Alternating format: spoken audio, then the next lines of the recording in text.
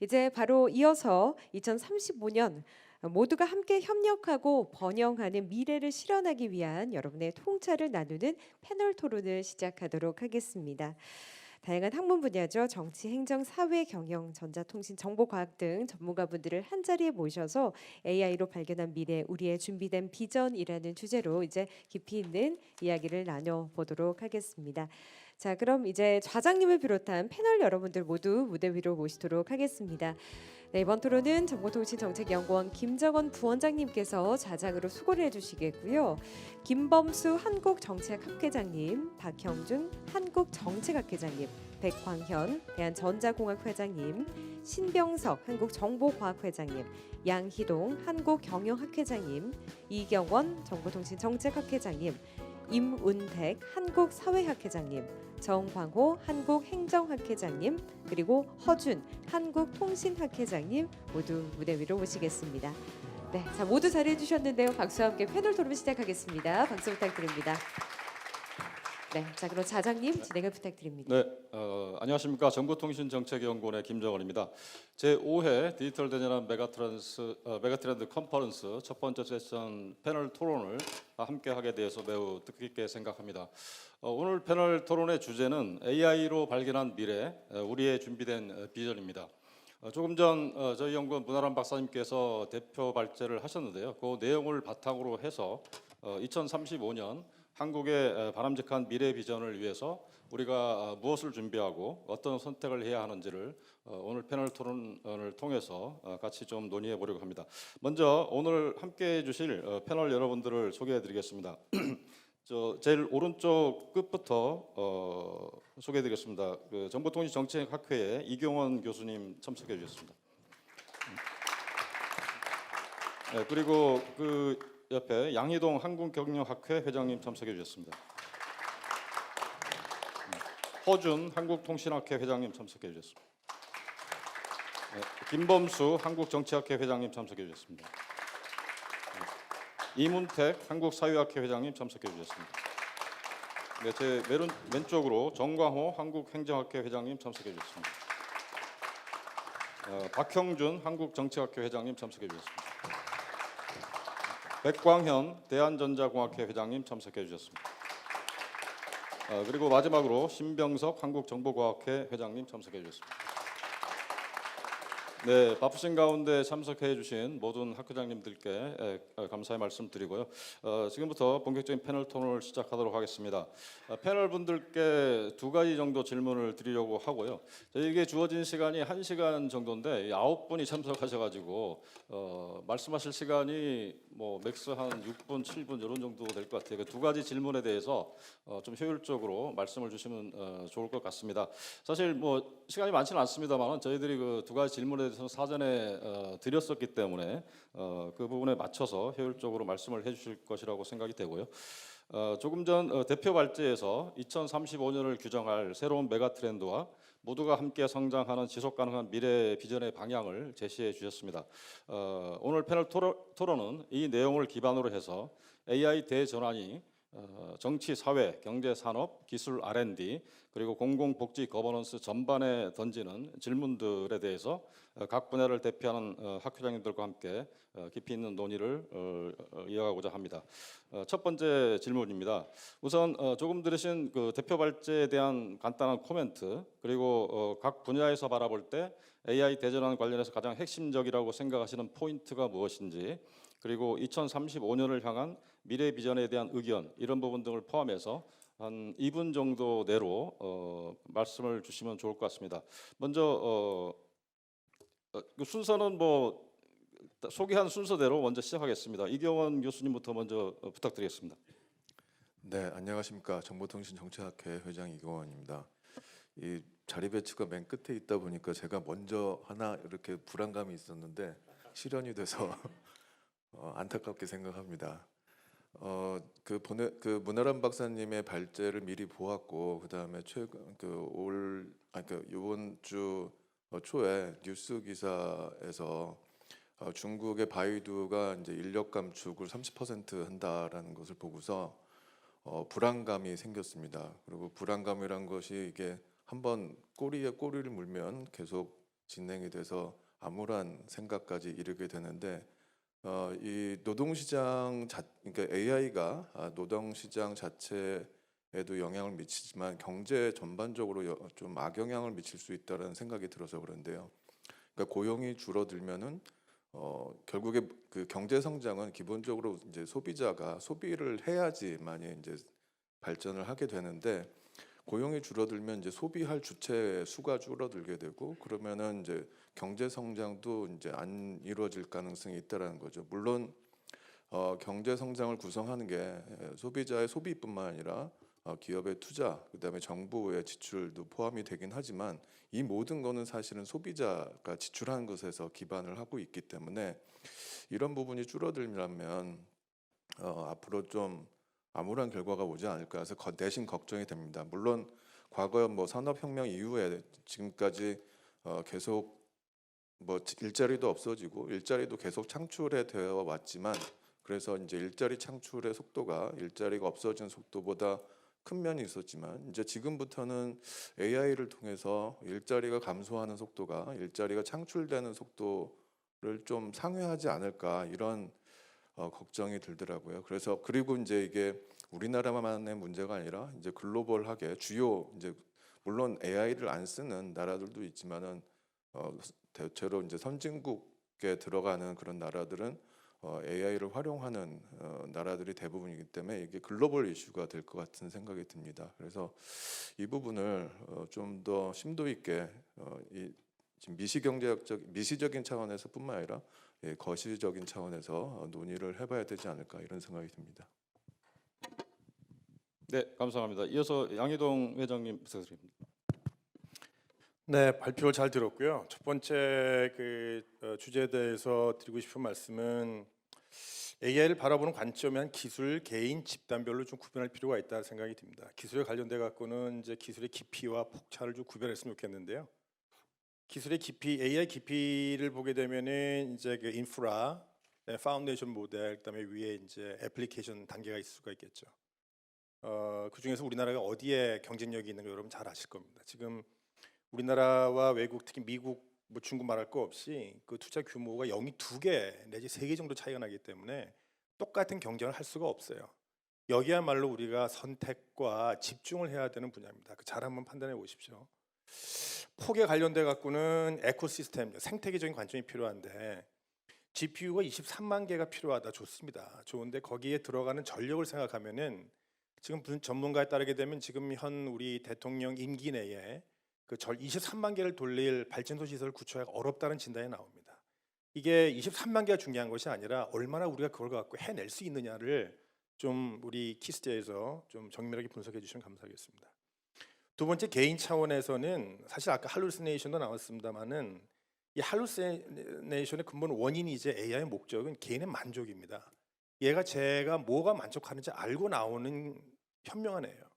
그러니까 아까 반박을 통해서 불만족을 일으킨다라고 하는 거는 사실은 이 할루시네이션이 일으키는 알고리즘에 배치되는 그 주장이고 아마 아무 벤더도 이런 기술을 만들진 않을 거예요. 그러니까 어떤 의도를 가지고서 나온 기술이기 때문에 거기에 반박하는 의도를 나오기는 상당히 어렵고요. 제가 보기에. 그리고 전통적으로 IT 비헤이비어리스트가 얘기하는 게 뭐냐면은 만족, satisfaction이라는 것이 정보 시스템을 채택하는 근본 동기가 됩니다. 그러니까 거기에 반박하는 기술을 기다린다. 제가 보기에는 이론적으로도 또 실질적으로도 어려운 얘기입니다. 세 번째는 집단에 관한 차원에서 고민해야 될 거는 인텔리전스 오토리티가 깨질 거예요. 수업 시간에 아마 이런 거 많이 겪으실 겁니다. 제가 답을 했는데 학생이 챗GPT는 다른 얘기 하는데요. 그리고 눈박을 합니다. 하면은 옆에 학생이 그럽니다. 그거는 무료 버전이고요. 제가 쓰는 버전이 이렇게 나오면은 오토리티가 확 깨져요. 이게 무슨 얘기냐면은 이제 의사와 환자 간의 대화가 달라질 겁니다. AI 아웃풋 갖고 논쟁을 할 거예요. 변호사와 뭐 하여튼 관계자분들도 이제 논의가 지식의 수평적인 관계 형성되기 때문에 논의의 초점이 당사자 간의 견해가 아니라 제3의 산출물, AI의 산출물 갖고 논의할 겁니다. 엄청나게 많은 소송이 일어날 거고 엄청나게 많은 책임의 소재지가 판별되기 위한 노력들이 동반이 될 겁니다. 두 번째 35년도의 의제에 관해서는 이 사회가 제가 보기에는 경영 관점으로 4M의 민주화가 진행되고 있어요. 4M이 뭐냐면은 머신, 이게 테크놀로지죠. 그다음에 맨파워, 머니, 마켓에 있어서 과거의 모든 지배 구조와 기업 형태와 고유 형태가 다 바뀝니다. 민주화 된다는 거예요. 기술 어디 한 군데 몰려 있습니까? 돈 여기저기 많이 풀렸습니다. 제조업 중심의 경제였다가 이제는 금융 중심의 경제가 바뀌었어요. 돈이 많이 풀렸다는 얘기예요. 시장, 고객이 중심이 되고 있습니다. 따라서 지금 고용의 감소를 걱정하고 있는데 제가 보기에는 고용이 파편화될 거예요. 대표적인 게 에이전트 커머스 같은 겁니다. 여러분들이 다 여기서 에이전트 만들어서 돈 떼돈 벌 수 있어요. 고용의 형태가 바뀌고 기업의 형태가 바뀌고 이제 돈 버는 형태가 바뀔 겁니다. 따라서 우리가 이 새로운 기업 형태에 있어서 내가 대기업에 들어갔다 만족하던 시대도 곧 끝이 날 겁니다. 그거보다는 내가 얼마나 시장을 파악하고 내 스스로 마음에 드는 사람들과 팀을 짜서 해내느냐가 아마 중요한 시대가 될 겁니다. 아마 거기에 관련된 새로운 고용 형태, 새로운 기업 형태 이와 같은 준비도 필요하다고 생각합니다. 감사합니다. 네, 감사합니다. 저희들 두 가지 질문에 답을 해주셔야 되고요. 시간이 각자 한 6분 정도, 7분 정도 좀 생각을 해주시면 좋을 것 같고 양 회장님께서 한 4분 정도 이상 쓰신 것 같으니까 이따 두 번째 말씀하실 때는 조금 줄여서 말씀해 주시면 감사하겠습니다. 자, 다음은 우리 허준 한국통신학회 회장님 부탁드리겠습니다. 예, 감사합니다. 통신학회 회장 허준입니다. 저는 경제라든가 그 다음에 뭐 사회상이라든가 이런 거에 대해서 말씀드릴 기반과 지식은 없고요. AI 관련해서 우리의 경쟁력을 어떻게 확보해야 될 것인가 그런 측면에서 보면 많은 얘기들이 있는데 앞서 연사분께서 말씀하신 것처럼 데이터 센터라고 흔히 말하는 또는 GPU 칩이라고 흔히 말하는 하드웨어가 있을 거고요. 그 다음에 AI 모델이라고 말하는 소프트웨어가 있을 텐데 둘 다 쉽지 않습니다. 우리 경쟁력 확보에. 왜냐하면 잘 아시는 것처럼 엄청난 거대 자본이 들기 때문에 그럼에도 불구하고 포기할 것이냐라는 논의는 필요하겠지만 또 하나가 뭐냐 하면 그런 것들을 연결시켜서 사용자가 사용할 수 있는 시장에 되는 테스트 베드를 한번 만들어 보는 것.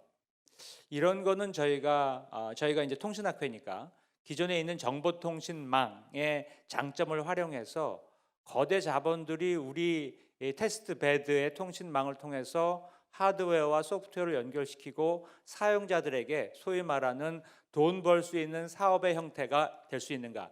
AI가 말은 많지만 사실 돈 벌고 있는 사업의 형태는 거의 없거든요. 그렇다면 새로운 모델을 새로운 데이터 센터에 가지고 사업화할 수 있는 그런 테스트 베드로서의 역할을 한국이 할 수 있다면 통신 네트워크의 장점을 활용해서 그러면 우리의 어떤 새로운 경쟁력을 확보할 수도 있지 않을까 그런 질문을 던지면서 제 말씀 마치겠습니다. 이상입니다.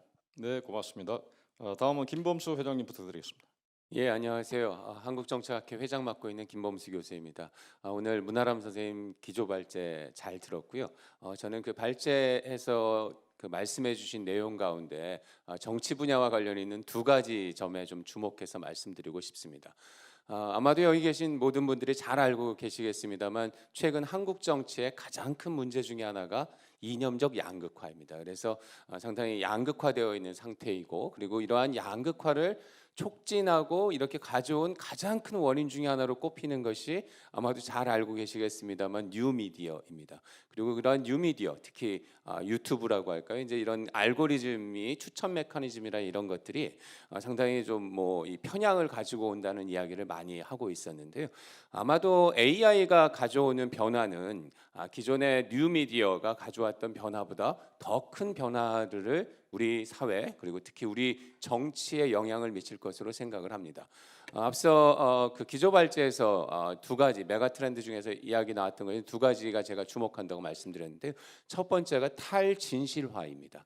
앞서 말씀드린 대로 지금 현재 유튜브라든가 이런 것들을 통해서 뭐 디스인포메이션 또는 이런 잘못된 정보 그리고 가짜 뉴스의 확산을 통해서 이런 것들이 정치 양극화를 심화시키고 이런 문제 제기를 많이 하고 있습니다만 아마도 AI가 개발이 되면 뭐 목소리도 그렇고 사람 얼굴도 그렇고 이런 것들을 다 그 AI로 활용할 수 있다고 듣고 있는데요. 이러한 그 AI가 활용될 경우에 우리 정치의 양극화 그리고 갈등을 정말 더욱더 확대시킬 수 있는 그러한 부작용을 가지고 올 수 있다라는 점을 좀 저희들이 주목을 해야 될 것 같습니다. 그래서 한 가지 AI가 가져올 부정적인 변화에 대해서도 좀 저희가 주목을 해야 될 것 같고요. 그럼에도 불구하고 AI는 또한 우리 정치에 긍정적인 영향 또한 미칠 수 있을 것 같습니다. 앞서 기조 발제에서도 나왔습니다만 저희 이 AI를 활용해서 사회적 합의를 도출하는 그런 구글의 하버마스 머신 모델을 이야기해 주셨습니다. 그래서 이런 머신 이 구글의 하버마스 머신 모델 같은 것들이 지금 최근 외국에서는 도입된 사례가 있기도 합니다. 그래서 실제적으로 도입이 돼 가지고 사실은 뭐 진보와 보수 간의 갈등이 있다라고 이야기하지만 이런 AI를 활용해서 살펴볼 경우에 상당한 부분의 커먼 그라운드를 갖고 있다라는 것들이 밝혀지기도 했습니다. 그래서 한편으로는 이러한 AI가 가져올 우리 정치에 대한 부정적인 영향 이런 것들을 조금 저희들이 줄여나가는 노력이 필요할 것 같고요. 그와 동시에 이런 사회적 합의를 도출하고 갈등을 완화할 수 있는 이러한 긍정적인 기능들을 좀 더 확대시킬 수 있는 방안에 대한 모색이 필요할 것 같습니다. 좀 더 이렇게 많은 이야기를 드리고 싶은데요. 일단 시간이 짧아서 일단 2분에 이렇게 해서 마치고 추후에 좀 더 긴 이야기는 나중에 더 말씀드리도록 하겠습니다. 예, 감사합니다. 네, 감사합니다. 못하신 얘기 두 번째 질문에 조금 보태서 하시면 될 것 같고요. 다음에 우리 이문택 회장님 말씀 듣겠습니다. 네, 한국사회학회 이문택입니다.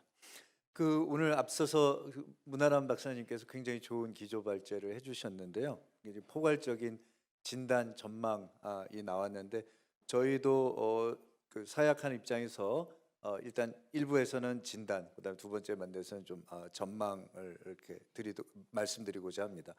우선 뭐 저희 전공과 관련해서 가장 이제 대표적인 시각은 AI가 갖고 오는 유토피아적 전망 그리고 이제 디스토피아적 전망인 것 같습니다. 대체적으로 AI가 만들어낸 현실 세계가 아직은 굉장히 형성 단계에 있기 때문에 이 두 가지가 다 공존하는 것 같습니다. 물론 이제 양극단은 항상 좀 애로사항이 많고 문제점도 많고요. 반면에 이제 저희가 고용과 관련돼서 조금 저는 말씀을 드리고 싶은데 특히 이 디스토피아적 전망은 사실 현실에 들어가 보면 그렇게 아직은 현실화되지는 않았습니다. 저희가 오후에서도 좀 설명을 드리겠지만 이번에 좀 굉장히 포괄적인 것보다는 저희가 AI가 산업에 미치는 효과들을 좀 나눠서 분석을 해봤거든요. 그래서 제조업, IT, 그다음에 미디어, 영상, 의료까지 좀 포함해서 해보면 그 진행 속도와 범위는 굉장히 아직 상이하고 생각보다는 그런 호러 시나리오가 현실화되지는 않았습니다. 단 앞으로 이제 근미래에는 많은 변화가 예고가 되고 있고요.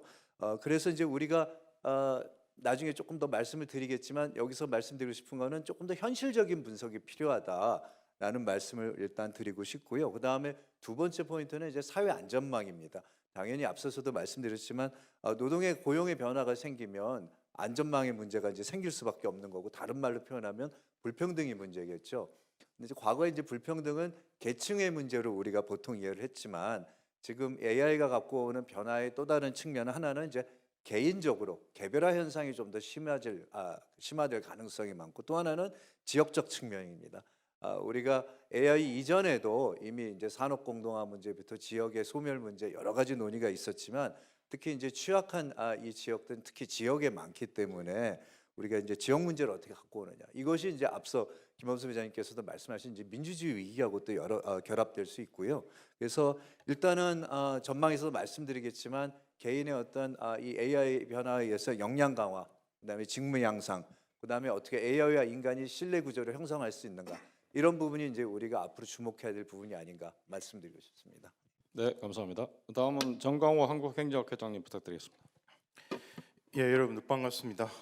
저는 약간 조금 저희 정부 미래 국가 운영 차원에서 이 AI 관련된 국가 어떤 그 미래 전략 뭐 이런 관점에서 짧게 조금 말씀을 드리겠습니다. 최근 이제 AI나 반도체 중심으로 해서 이제 미중 그 패권 다툼이 지금 이제 절정에 이르고 있습니다. 앞으로 한 10년, 20년 계속 지속될 것 같고요.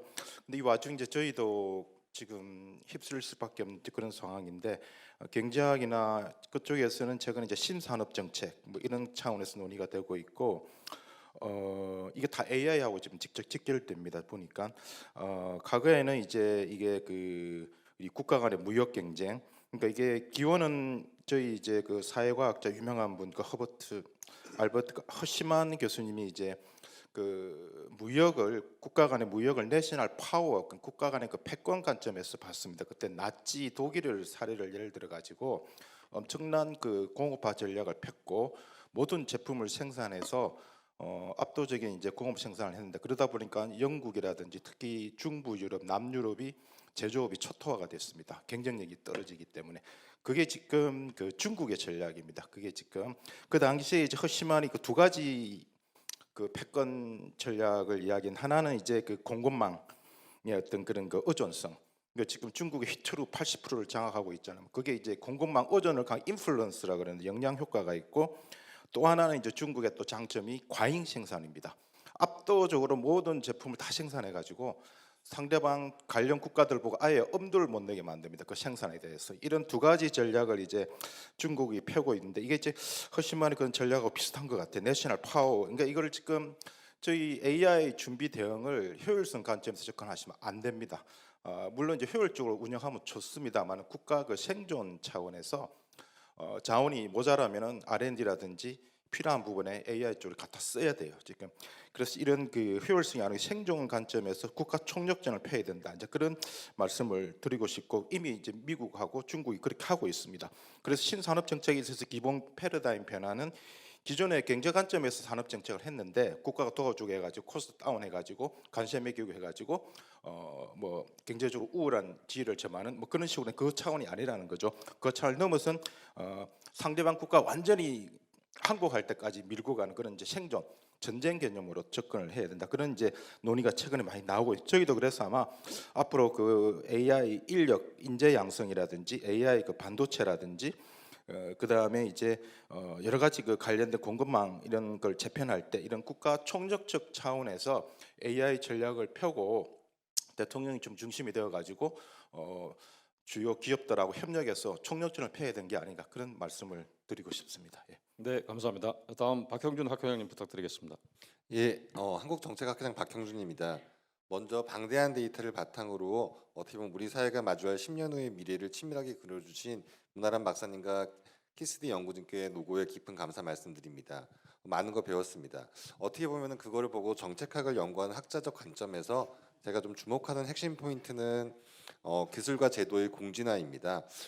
발표에서 지적해 주신 것처럼 기술은 누적적으로 발전하며 경제적 변형의 동력이 되지만 제도가 그것을 따라가지 못하고 정체되거나 후퇴할 수 있다는 점이 저는 좀 고민을 많이 됩니다. 특히 최근에 그 테슬라 FSD가 이제 풀리면서 아주 그냥 사람들이 눈이 확 뒤집히고 있는데 그런 것처럼 실제적으로 그 기술은 있었지만 이것이 언제 어떤 식으로 제도와 결합될 때 우리 삶에 다가오느냐의 문제가 있기 때문에 그런 것들에 대해서 저희가 좀 고민을 많이 해볼 필요가 있습니다. 특히 AI가 뭐 인간의 지적 노동을 대체하고 물리적 실체까지 갖게 되는 상황에서 우리가 기존의 규제 중심으로 했던 많은 정책들, 행정들은 한계가 명확할 수 있습니다. 따라서 오늘 제시해 주신 그런 제도적 프레임워크 중에서 AI 거버넌스를 중앙 집중형 통제가 아닌 뭐 개방형 책임 거버넌스로 전환한다는 제안은 시의적설이고요. 저는 더 나아가서 나중에 좀 실험적 거버넌스 이런 형태도 좀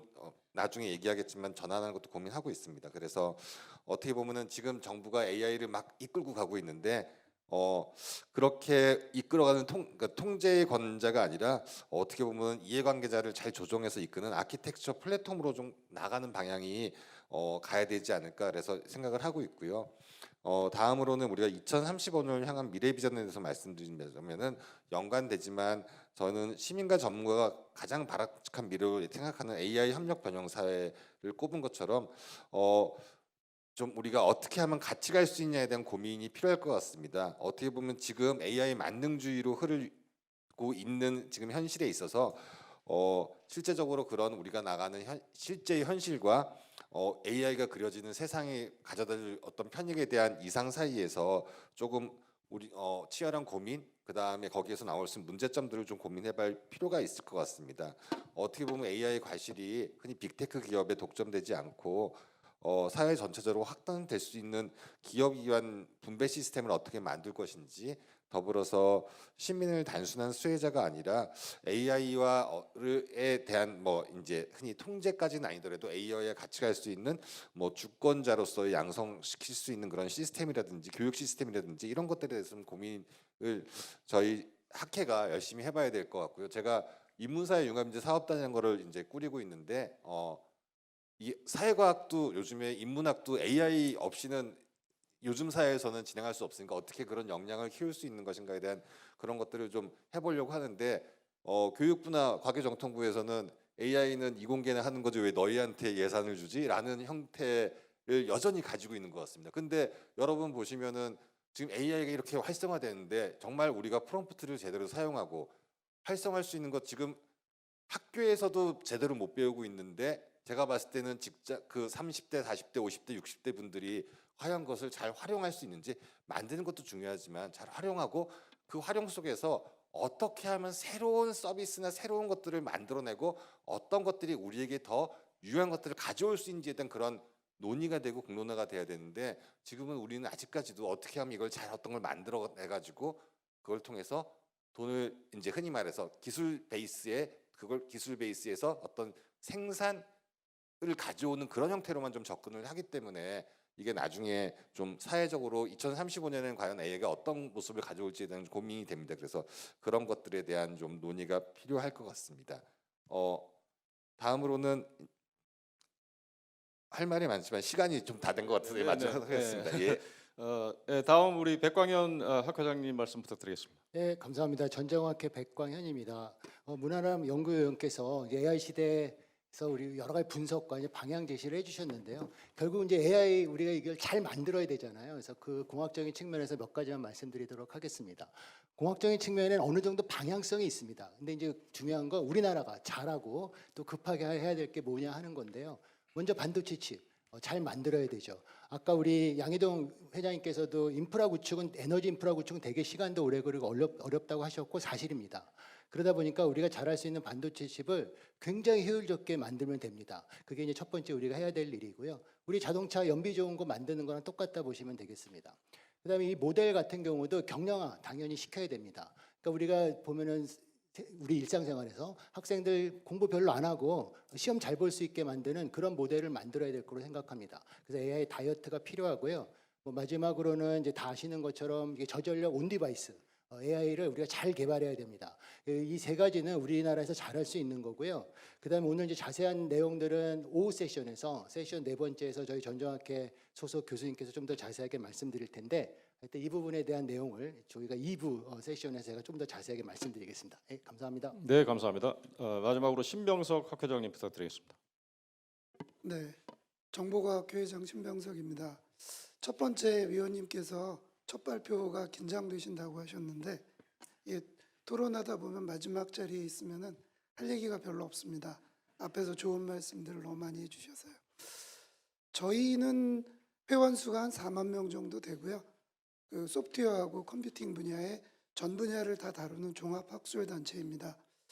근데 저희가 요즘에 학술 대회를 하면은 전체 논문의 3분의 2가 인공지능 논문들입니다.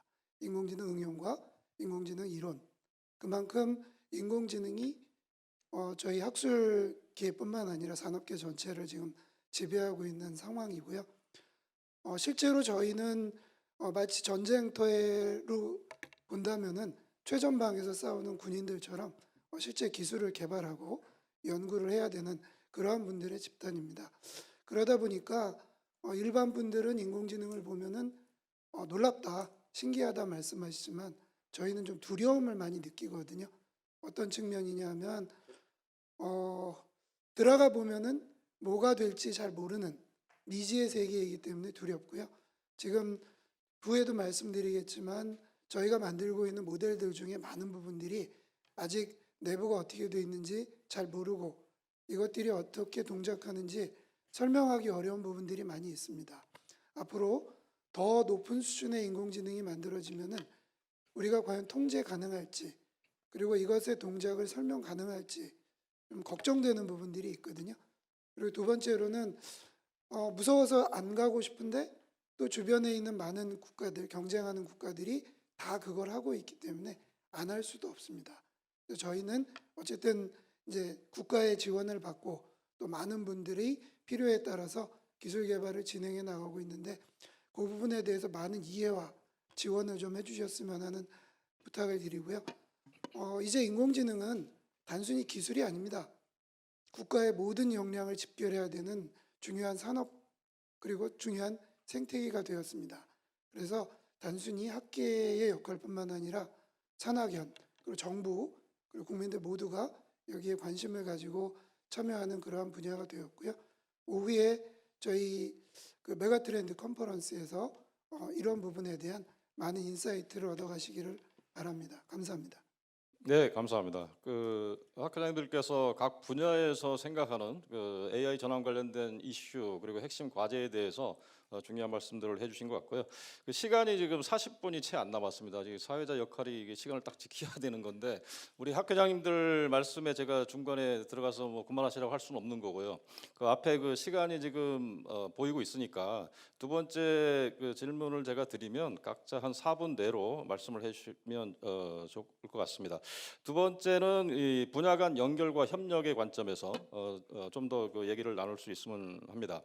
2035년 모두가 함께 성장하는 미래를 실현하기 위해서 각 분야가 서로 협력하거나 조정해야 할 부분 이런 게 어떤 것들인지 그리고 분야를 초월해서 반드시 함께 해결해야 할 그 핵심 과제 이런 건 어떤 것들인지에 대해서 좀 더 간략하게 좀 말씀을 주시면 좋을 것 같습니다.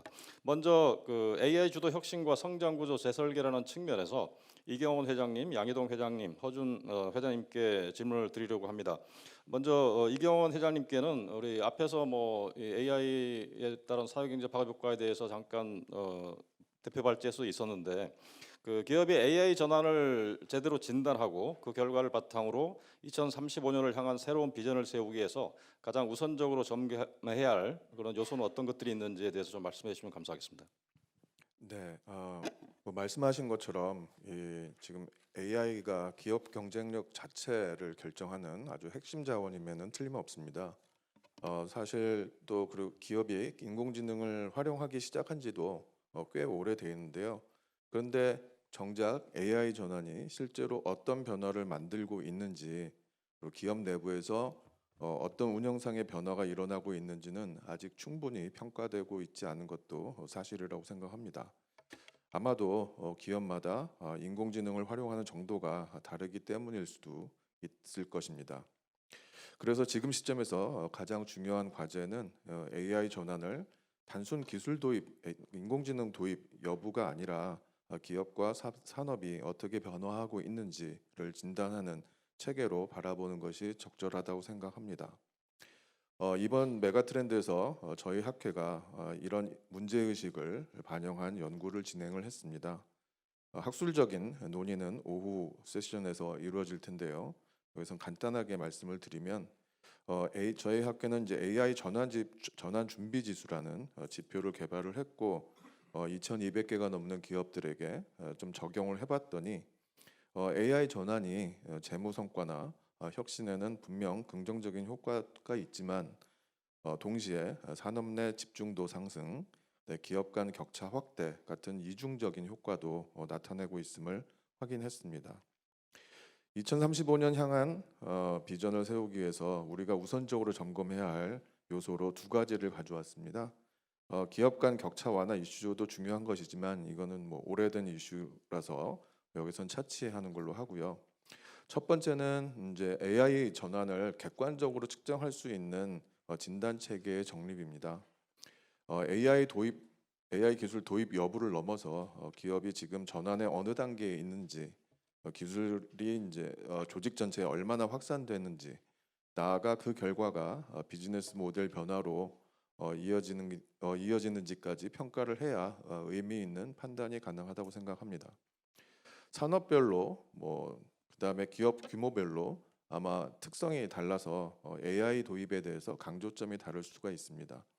이러한 차이들을 반영한 정밀한 진단 프레임워크가 필요하다고 생각합니다. 이를 통한 평가 결과를 토대로 AI 전환 관련 정책 수립을 기대할 수 있을 거라고 생각합니다. 두 번째는 AI 전환을 가능하게 하는 심리적 전환이 필요하다고 강조를 하고 싶은데요. 이번 연구에서 저희 학회가 기업 CEO나 CDO들을 대상으로 한 인터뷰에서 AI 기술 도입보다 더 큰 과제가 구성원들의 심리적 불안과 학습 부담이라고 이제 공통적으로 지적한 것이 매우 인상 깊었습니다. AI 전환 과정에서 사회적 동요를 최소화하면서 연착륙하는 것이 아마 우리가 직면한 가장 중요한 문제가 아닌가 생각합니다. 그 이유가 뭐냐면 지금 2035년을 말씀을 하셨지만은 이 AI 전환이 2035년까지 끝나는 것이 아니라 앞으로도 계속 진행될 그런 사회적인 변화이기 때문에 이런 그 시간이 지남에 따라서 연착륙을 유도하는 것이 굉장히 중요한 문제라고 생각을 합니다. 그래서 종합하면 우리가 해결해 나갈 목표로 AI 전환 과정에서 객관적인 진단 체계를 통한 점검으로 AI 잠재력을 최대한 살리는 것이 중요하고 이와 동시에 사회적 신뢰 형성을 통해 연착륙을 유도하는 것이라고 말씀드리고 싶습니다. 네, 이상입니다. 네, 감사합니다. 양희동 회장님께는 첫 라운드에서 조금 말씀은 있었던 것도 같습니다만은 한국 기업과 산업이 AI 대전환 시대에 가장 우선적으로 고려해야 할 방향 이런 것들이 무엇인지 이런 부분에 대해서 말씀 부탁드리겠습니다. 네, 아까 제 시간을 많이 써서 짧게 말씀드리겠습니다. 그 첫 번째는 뭐니 뭐니 해도 데이터입니다. 그래서 이 AI는 어쨌든 데이터 기반으로 올라가는 거기 때문에 두 가지 문제가 있다고 봐요. 지배 구조, 그러니까 데이터의 소유권과 사용권은 좀 다른 문제입니다. 그래서 이거를 어떻게 정교시키느냐 하는 문제고요. 특히 이게 중요한 거는 이제 대기업 같은 경우에는 자기 데이터가 있어서 만듭니다만은 그렇지 않은 개인이나 또는 중소기업들은 이제 그걸 어떻게 이루어질 거냐 문제고요. 두 번째 데이터의 문제는 이제 그 퀄리티죠. 그래서 보안이라든가 이런 문제에 대한 하여튼 그런 그 고민이 필요하고요.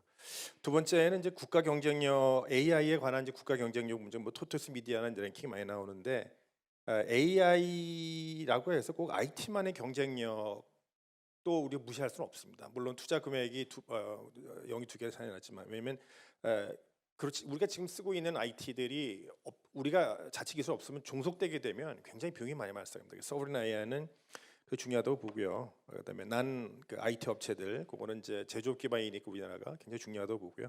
마지막 세 번째는 변화 관리입니다. 항상 반복된 얘기입니다만은 갖다 놓으면 쓰지 않습니다. 그리고 갖다 놓게 되면 꼭 어떤 피해가 발생하기 마련이에요. 그래서 어떻게 피해를 최소화시키고 빨리 적응시키느냐 하는 변화 관리도 같이 고민했으면 좋겠습니다. 감사합니다. 네, 감사합니다. 좀 짧게 해주셔서 시간이 많이 조금 도움이 되는 것 같습니다. 다음 허준 통신 학회장님께 질문 드리겠습니다. 이 차세대 통신 양자 기술 이거는 이제 AI 대전환을 뒷받침하는 핵심 인프라이고 우리 산업 경쟁력, 미래 성장률을 좌우하는 핵심 요소라고 생각을 하는데요. 우리 허준 회장님께서는 한국의 AI, 6G, 양자 이런 기술을 통합적으로 이제 발전시켜서 국가 경쟁력을 갖추고 사회적 포용성을 높이기 위해서 우선적으로 마련해야 할 전략적 방향 이런 부분에 대해서 말씀 주시면 감사하겠습니다. 예, 쉽지 않는 얘기가 될 텐데요.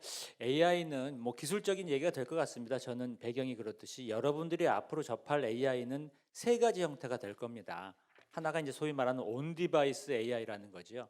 그래서 여러분들 스마트폰이나 여러분들이 로봇 등이 이제 자신이 탑재해서 바로 생각해서 대답하는 그런 AI를 이제 소위 말하는 온 디바이스 AI라고 하고요.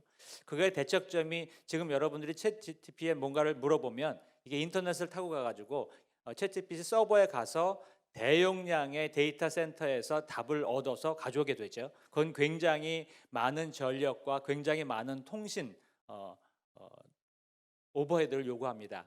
그 중간 단계의 AI를 연구자들은 연구하고 있습니다. 온 디바이스든 너무 어렵고 데이터 센터는 너무 멀고 전력 소모가 많으니 중간 단계에서, 그럼 중간 단계가 어딜까라고 봐보면 보통 통신 회사에서 하는 SKT나 KT나 LG U+의 기지국, 나하고 한 수백 미터 떨어져 있는, 그렇지만 내 디바이스보다는 훨씬 강력한 파워를 가지고 있는 기지국. 그래서 이제 통신 회사의 기지국과 같은 곳에 AI의 중간 정도의 능력을 담아서 제공하자라고 하는 것이 두 번째 솔루션이죠. 그래서 이제 온 디바이스 기지국 정도의 AI, 데이터 센터 AI, 그런 상황에서 그 세 개를 연결하는 아마 네트워크의 흐름이 굉장히 중요할 것 같고요. 좌장께서 말씀하셨기 때문에 잠깐 말씀드리면, 최근 들어서 AI 못지않게 양자 얘기가 많이 나옵니다. 양자, 아마 제 생각에 한 5년에서 7년 후면 이 슬로건이 양자로 보는 미래, 뭐 디지털 대전환, 이런 행사가 조만간 나오지 않을까. 근데 양자는 AI와 굉장히 닮은 면도 있습니다. 첫 번째는 굉장한 거대 자본이 필요합니다. 둘 다 구글 등이 선도하고 있죠. 그럼에도 불구하고 우리는 3대 강국이 되고 싶어 합니다. AI 3대 강국, 심지어는 최근에 양자 3대 강국을 슬로건 천명하고 있는데 굉장히 어려운 일이지요. 과거 우리나라를 보면 생산 기술이 우리의 경쟁력이었거든요. 생산 기술이 되려면 보편적으로 상업화된 이후에 우리가 대량으로 생산하는 상황이었는데, 양자나 AI는 지금 그런 상황이 아님에도 불구하고 우리가 리더가 되고 싶어 합니다. 그런 상황에서는 생산 기술 확보 이외에 어떤 부분에 준비가 필요할까를 좀 고민해 봐야 될 텐데, 양자는 대략 한 2035년에서 2040년쯤이 되면 보편화될 것 같습니다. 많은 사람들이 예측을 하죠. 그때를 대비해서 그때의 맞춤형 생산 기술과 지금 선도할 수 있는 기술들의 아마 투트랙 전략이 필요할 것 같다라고 말씀드리고요. 마지막으로 제가 하나 부탁드리고 싶은 건, 아까 어느 분께서 기술적인 부분에 있어서 AI 부분의 연구비는 대부분 다 이제 사용이 되고 정책 부분에 관련해서는 부족하다 말씀하셨는데, 저는 전적으로 동의하고 정책 부분에 대한 연구 필요성 전적으로 동의합니다. 근데 그 문제가 뭐냐면, 아까 말씀하신 것처럼 대규모의 연구비, 돈은 기술적으로 쓰고 있는데 그것들의 방향을 잡을 만한 정책은 기술과 약간 간극이 있는 것 같아요. 오늘 이 토론에도 마찬가지고, 제가 4번째 이 토론회에 참여를 하는데, 참여하면 굉장히 중요한 기회임에도 불구하고 조금씩의 기술과 정책의 간극이 반발짝이라도 이런 행사를 통해서 좁혀졌으면 좋겠는데, 과연 그런가에 대한 의구심이 좀 듭니다. 그러니까 많은 돈은 여전히 기술에 R&D 투자하고 있는데 그것들을 이끌 수 있는 정책 부분에 대해서는 여전히 간극이 존재한다. 그래서 더 많은 소통과 이런 자리가 더욱 소중하게 느껴진다 말씀드리고 싶습니다. 이상입니다. 네, 감사합니다. 다음은 김범수 학회장님께 질문드리겠습니다. 최근에 이제 알고리즘 기반의 정치 사회 환경 확대되면서 민주주의 핵심 요소들이 새로운 방식으로 흔들릴 수 있다, 이런 우려가 제기되고 있는데요. 회장님께서는 이러한 변화 속에서 한국 민주주의가 회복력과 경쟁력을 유지하기 위해서 가장 시급히 보완해야 할 제도적, 사회적 요소는 무엇이라고 보시는지 말씀 부탁드리겠습니다. 예, 앞서 제가 말씀드릴 때 AI가 가지고 오는 대전환, 이런 것들이 정치 또는 민주주의 영역에 부정적 영향과 긍정적 영향을 미칠 수 있다고 말씀드렸습니다. 긍정적인 영향은 저희들이 이야기 안 해도 정부라든가 이런 데서 많이 활용할 것이 이런 것들을 만들어 나갈 것으로 예상하기 때문에 큰 문제 없을 것 같습니다. 근데 사실 이제 저희들이 경계해야 될 것은 AI 대전환이 가져오는 부정적인 영향일 것 같습니다. 이 부정적인 영향 가운데 첫 번째로 이야기 드릴 수 있는 것은 아마도 가짜 뉴스의 확산이라든가 이런 부분을 어떻게 막을 수 있을까가 중요할 것 같습니다. 예를 들어서 지금 저희들이 선거가 있습니다. 대통령 선거가 있고 국회의원 선거가 있고 선거가 있는데, 선거를 바로 앞둔 시점에 AI를 활용해서 거짓 영상과 거짓 정보 이런 것들이 확산될 경우에 이런 것들을 어떻게 막을 수 있을까? 이게 시간이 지나고 나서 이렇게 좀 약간 시간적인 여유가 있으면 그런 것들의 거짓 정보의 확산을 막을 만한 그런 충분한 여유가 있으면 괜찮습니다만, 선거를 바로 앞둔 상황에서, 대통령 선거를 앞둔 하루 이틀 상황에서 뭔가 이렇게 가짜로 만든 영상이 확산되고 이런 것들이 발생했을 때 과연 그러한 것들을 어떻게 막을 수 있을지 상당히 어려운 그런 과제가 될 것 같습니다. 그래서 이런 것들을 막는 것이 한 가지 중요한 과제가 될 것 같고요. 그래서 이런 것의 가짜 뉴스나 이런 것들이 아마 지금과 같은 유튜브나 이런 것의 확산과는 비교할 수 없을 정도의 가짜 뉴스의 확산이 충분히 예견되는 상황입니다. 그래서 그거가 중요할 것 같고요. 두 번째로는 AI가 정치적으로 중립이 아니라는 점을 저희들이 염두에 둬야 될 것 같습니다. 아마도 잘 아시겠습니다만 지난 작년이었던가요? 딥시크가 중국에서 개발되었을 때 이때 중국에서 딥시크에다가 무엇을 물어보면 일부에 대해서는 아예 답을 안 하거나 잘못된 대답을 하는 것으로 이렇게 잘 알려져 있는데요. 이러한 정치적 편향성은 딥시크만의 문제는 아닌 것 같습니다. 미국에서 최근에 있는 여러 연구들을 보면 딥시크뿐만이 아니라 미국의 여러 AI 플랫폼이 있습니다. 오픈 챗GPT도 있고 제미나이도 있고 여러 가지 이런 이 AI 플랫폼이 있는데 이 AI 플랫폼이 플랫폼마다 약간의 성격을 달리한다고 합니다. 정치적 경향성을 달리하는 이유는 라지 랭귀지 모델이라고 하나요? LLM 모델을 통해서 이렇게 활용하는 AI들이 학습하는 데이터가 어디에서 주로 의존했는가에 따라 가지고 약간 정치적으로 이렇게 좀 편향된 또는 뭐 한쪽으로 좀 이렇게 쏠리는 그러한 응답을 하고 있다고 합니다. 그러한 것들을 예상했을 때 그리고 우리의 입장에서는 사실은 한국이 처한 지금 상황이라고 하는 것들이 국내적으로도 정치적으로 상당히 양극화된 상황이기도 합니다만 국제관계와 관련해서 또는 뭐 북한과 관련한 문제라든가 또는 여러 일본과 관련한 문제, 중국과 관련한 문제에서 특정한 AI 플랫폼이 특정한 대답 또는 특정한 경향성을 가질 때 과연 그러한 정치적 편향성을 어떻게 막을 수 있을 것인가? 이런 문제가 상당히 좀 어려운 과제가 될 것 같습니다. 특히 이러한 과제는 우리나라 내부에서만 해결할 수 없는 문제도 많습니다. 잘 아시다시피 뭐 오픈 AI에서는 챗GPT라든가 제미나이나 이런 것들은 외국 회사에서 만든 AI 플랫폼이기 때문에 이런 AI 플랫폼, 외국 회사에서 만들고 운영하는 AI 플랫폼에서 잘못된 정보, 우리나라와 관련해서 잘못된 정보 또는 우리나라 정치 상황과 관련해서 약간 편향된 정보들이 계속 이렇게 나올 때 이러한 부분들을 어떻게 해결할 것인지 아마도 상당히 좀 어려운 과제가 되지 않을까 싶고요. 그래서 이러한 문제들을 해결하기 위해서는 사실은 뭐 서버린 AI 문제도 계속 이야기하고 있고 그리고 서버린 AI를 우리나라에서 개발을 했을 때도 정치적으로 민감한 문제들을 어떻게 다룰지에 대해서는 이거는 뭐 정치학계뿐만이 아니라 사실은 개발하시는 분들과 여러 다른 학회 분들과 함께 고민해야 될 사안이 아닌가 싶습니다. 그래서 앞으로 과제는 이런 부분을 잘 해결하는 것이 정치적으로 보았을 때 중요한 과제가 되지 않을까 그렇게 생각하고 있습니다.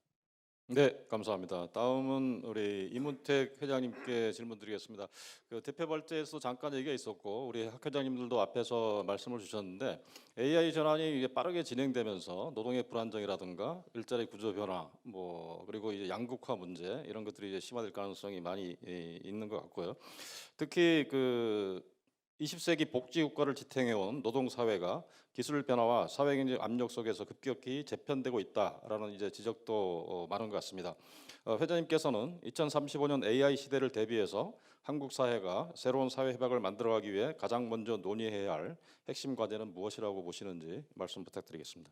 네, 앞서 저도 한번 강조를 했고 좀 전에도 한 분 말씀해 주셨지만 산업별 특성들이 조금 더 구체화해야 된다는 말씀부터 시작을 하면 저희가 이번에 이제 업종별로 나눠서 조사를 해보면 사실 AI가 외부에서 떠드는 것보다는 그 직무를 수행하는 데서는 굉장히 많은 편차들을 보이고 있습니다. 예를 들어서 이제 개발자들하고 인터뷰를 해보면 꽤 유명한 여러분이 다 아시는 그런 개발자들을 보면 아직 AI 수준은 그렇게 높지는 않습니다. 이분들한테는 그냥 자기 업무를 조금 덜어주는 정도 수준이고 뭐 이분들 입장에서 보면은 지위가 위태로워질 정도의 수준은 아닌 거죠. 물론 이제 미래에 대한 어떤 전망과 이런 것들은 여전히 고민들이 있으시지만 반면에 이제 우리가 기업에서 보면 인사, 노무, 회계 등등의 이 보통 말하는 인문사의 직종들이 나오는 분야들은 한 5년 정도, 2035년 정도 되면은 굉장히 많은 급격한 쉽게 말하면 이제 지진에 비유할 수 있는 그런 변화들을 이제 예고를 하고 있습니다. 이게 이제 큰 변화 중에 하나인데요. 사실 많은 경우들이 AI가 등장하니까 창의적인 일들이 필요하다. 누구나 다 얘기하고 있습니다. 근데 그게 뭘까? 라고 얘기하면은 거기에 대한 비전과 전망들이 굉장히 이제 부재하는 것들이죠. 사실 이제 이 안의 내용들을 우리가 좀 채워야 하다가는 실질적인 것들이 좀 필요하고요. 또 다른 변화 중에 하나는 예를 들어서 제조업 같은 경우는 국내 유수의 기업들을 제가 말씀드릴 수 없지만 거기 이사님들하고 얘기를 해보면 굉장히 칸막이가 많습니다.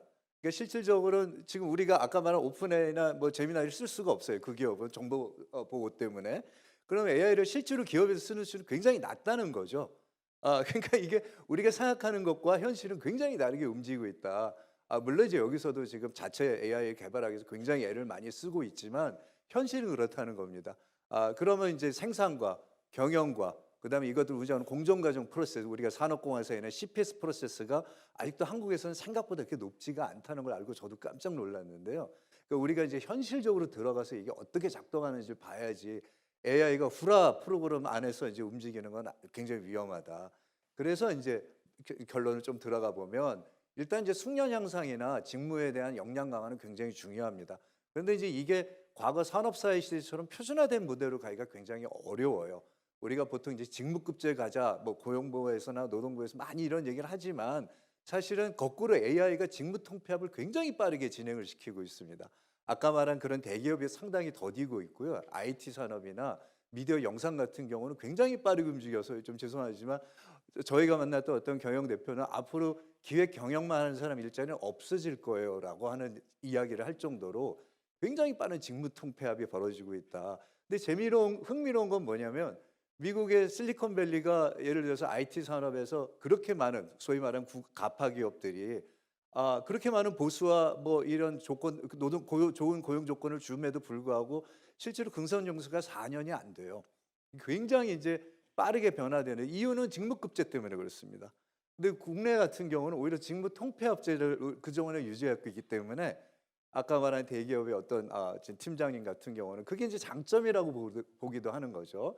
그래서 이제 극단적인 비교를 하는 게 아니라 사실은 우리 사회의 어떤 산업적 특성들을 가지고 직무 변화가 어떻게 이루어지고 고용을 어떻게 유지해야 될지에 대한 진지한 고민이 좀 필요하다. 그래서 직업 훈련 자체도 표준화된 모델보다는 조금 맞춤형 모델로 가는 게 낫다. 저희가 또 오후에 또 발표를 해드릴 텐데요. 하나 마지막으로는 이제 신사회 협약이 필요하다. 우리가 정치 변화 때 항상 신사회 협약이 필요하다고 하는데요.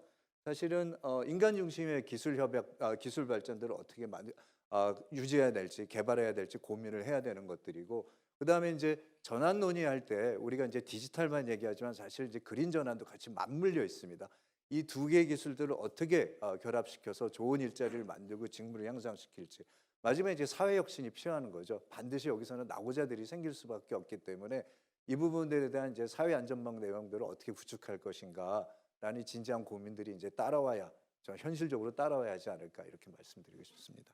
네, 감사합니다. 다음으로는 AI 전환 기반의 미래 거버넌스 관련해서 제 왼쪽에 자리해 주신 네 분 회장님들께 질문을 드리도록 하겠습니다.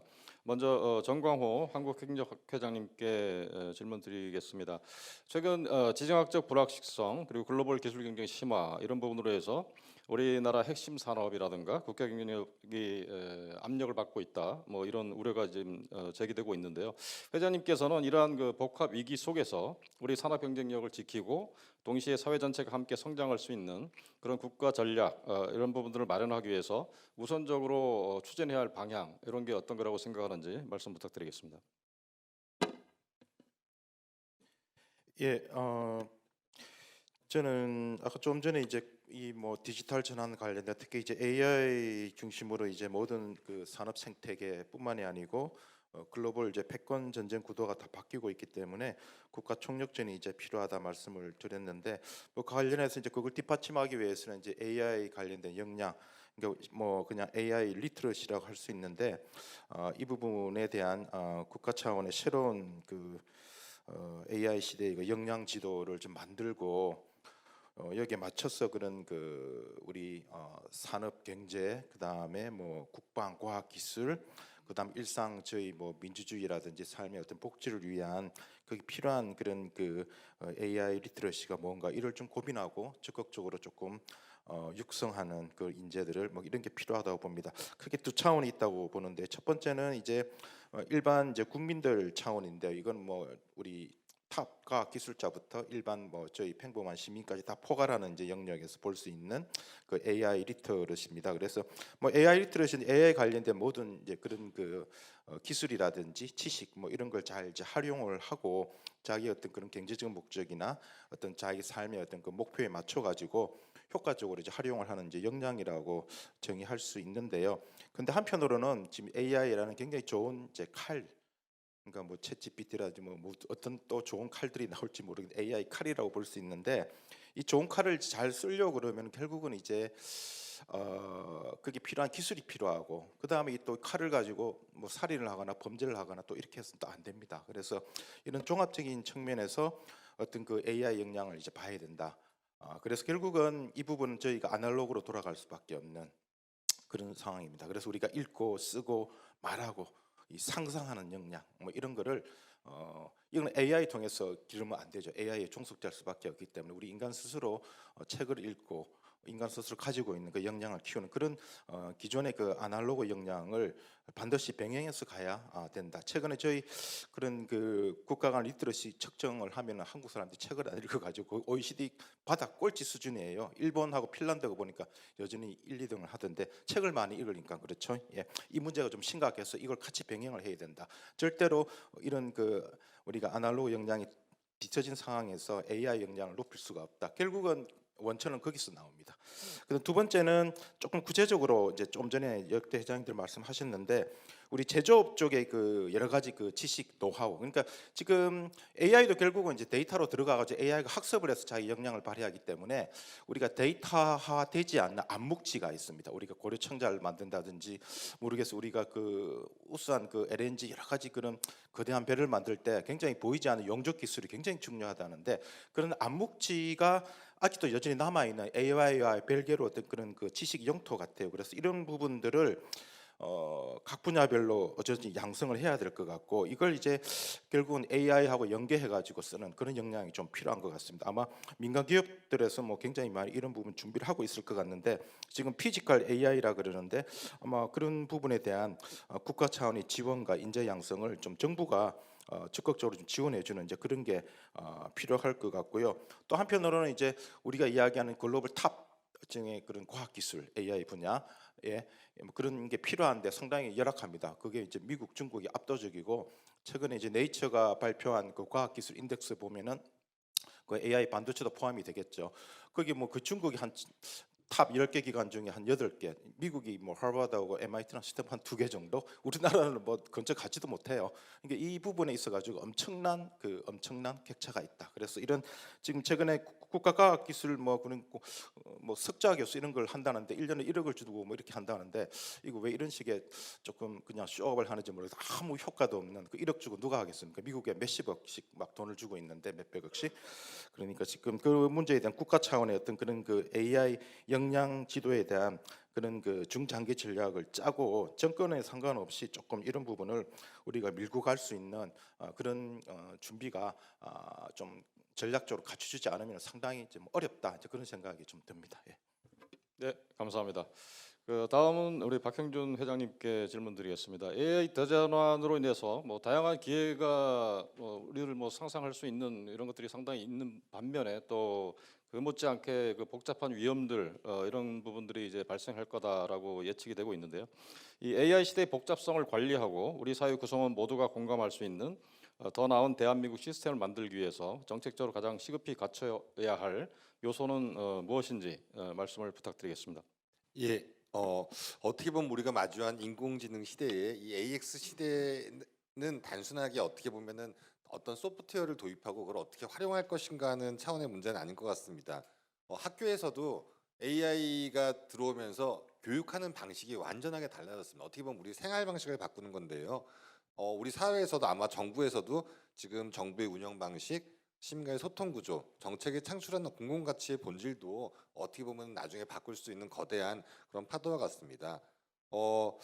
어떻게 보면은 우리는 그런 가운데 제가 지금 하는 제안 드리는 거는 기존에 있던 어떤 우리 산업화 시대의 선형적인 원인과 결과, 어떻게 보면 그때 문제가 있었으면은 그 문제에 대해서 현상에 대해서 원인이 있는 것이 분명히 있어서 사회과학도 저희가 맨날 회계 분석 돌리고 원인 결과를 찾는 그런 식이 됐는데, 최근에 이 더 복잡해진 사회, 복잡계 사회에서는 정말로 수많은 여러 가지 것들이 변수가 얽힌 이 초복합 난제들이 많이 발생하고, 특히 어떻게 보면 이런 AI 대전환이 우리에게 유토피아적 기회도 줄 것 같지만 디스토피아적 위험도 동시에 던져주고 있는 현실입니다. 그래서 이런 초복합 난제들을 우리가 어떤 식으로 사고하고 어떤 식으로 좀 해결할 수 있는지 좀 고민해 볼 필요가 있는데요. 대표적으로는 지금 기술 발전 속도가 하루가 다르게 바뀌고 있는데, 이를 담아낼 법과 제도, 사회적 합의의 속도는 어떻게 보면 산술급수적으로 느리게 움직이는 지체 현상이 발생하고 있어서 여러 가지 문제가 발생하는 것 같습니다.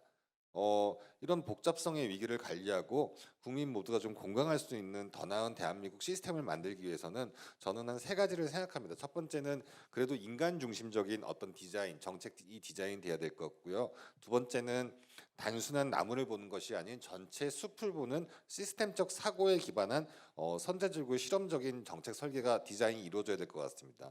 두 번째는 지금 복잡한 사회에서 계속해서 우리가 어저께 봤더니 테슬라에서는, 제가 테슬라를 계속 얘기하는 건 아니지만 FSD를 할 때 옛날에는 실제 리얼타임으로 단 자동차 데이터를 모았는데 이제 그거 자체도 가상으로 돌릴 수 있는, 어떻게 보면 영상을 구현해서 가상으로 똑같이 돌릴 수 있는 그런 시스템까지 하고 있더라고요. 그러니까 우리가 생각하는 건 뭐냐면은, 우리도 지속적으로 사회 난제들이 수많은 요인들이 있는 것을 계속해서 이런 가상의 세계에서 돌려보면서 문제가 생기면은 그것에서 어떤 식으로 대처할 수 있는지 애자일적으로 좀 만들어내갈 수 있는 좀 전체적인 제도의 변화가 필요하지 않을까라고 생각합니다.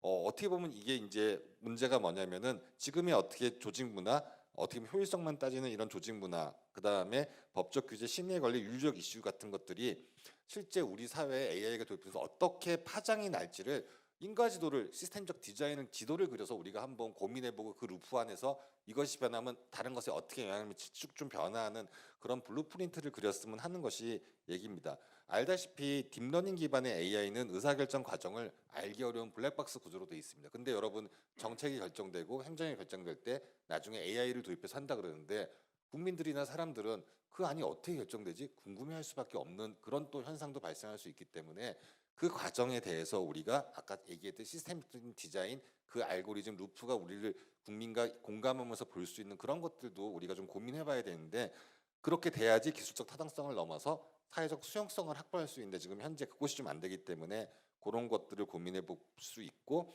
따라서 이제 어떻게 보면 사후적 균형이 아닌 선제적 공동 설계 정책 디자인이 돼야 될 필요가 있을 것 같습니다.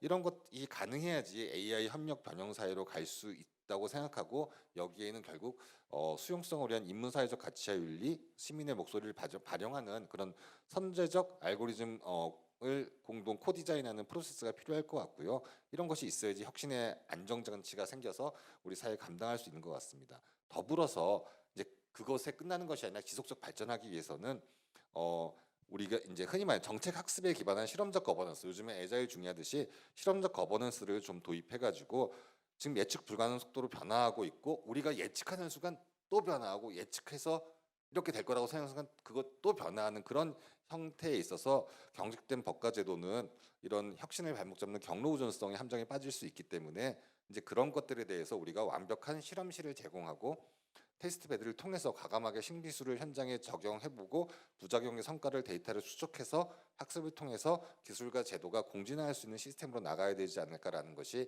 제 생각입니다. 시간이 이제 다 돼서 할 말은 많지만 여기서 마치도록 하겠습니다. 예, 감사합니다. 네, 감사합니다. 그다음에 백광현 대한전자공학회 회장님께 질문 드리겠습니다. AI가 확산되면서 전력 문제라든가 탄소 문제, 이런 부분들에 문제 제기가 이제 많이 있는데요. 이와 관련해서 이런 부분들에 대응을 하고 글로벌 경쟁력을 우리나라가 이제 갖추기 위해서 우선적으로 해결해야 할 과제, 이런 부분에 대해서 말씀해 주시면 감사하겠습니다. 네, 아까 제가 첫 번째에서 좀 대략 말씀을 드렸는데요. 이제 한 가지는 하고 있는 거에 대해서 말씀을 드리고, 두 가지는 이제 방향을 제시를 해볼 텐데요. 일단 반도체 칩에 이제 운영되는 것이 AI 반도체가 아주 저전력으로 운영이 돼야 된다. 같은 전력으로 많은 일을 하면 되잖아요. 근데 그 중에 제일 먼저 하는 거는 저희 일상생활하고 비슷합니다. 코로나 전에 계산하는 사람이 직장까지 갔잖아요. 데이터 있는 직장 가서 일하고 다시 또 퇴근하고. 근데 사실 그 생산성 측면을 보면 왔다 갔다 하는 길에서 버리는 시간은 생산성에 아무런 도움이 안 됐거든요. 물론 사람이니까 워라밸 그 시간에 음악도 듣고 하지만 우리는 이제 그런 것만 제외한다면 그런데 이제 코로나 이후에 집에서 일을 했거든요. 그러니까 데이터도 집에 있고 그러니까 굉장히 빠른 일을 같이 할 수 있었습니다. 지금 딱 그렇게 되고 있습니다. 저희가 연산과 데이터를 저장한 메모리가 그냥 한꺼번에 만들려고 노력을 하고 있고요. 근데 그조차도 문제가 있을 수 있습니다. 모든 식구들이 집에서 일하면 또 다른 문제가 발생하니까 우리가 집 구할 때 직주하잖아요. 직장 근처에 집들이 이제 구하려고 하는 것처럼 메모리를 연산하는 그 프로세서 옆에 놓으려고 노력을 합니다. 이제 그런 작업들을 하면서 같은 전력으로 더 많으려고 노력을 하고요. 자, 이제 두 번째는 이건 지금 하고 있는 일이고요. 저희가 이제 이 AI 반도체는 다른 지금까지 반도체와 완전히 다릅니다. 거의 아까 우리가 온디바이스 AI 얘기한 것처럼 핸드폰, 자동차도 A 회사 자동차, B 회사 자동차에 다 다른 반도체가 들어가야 됩니다.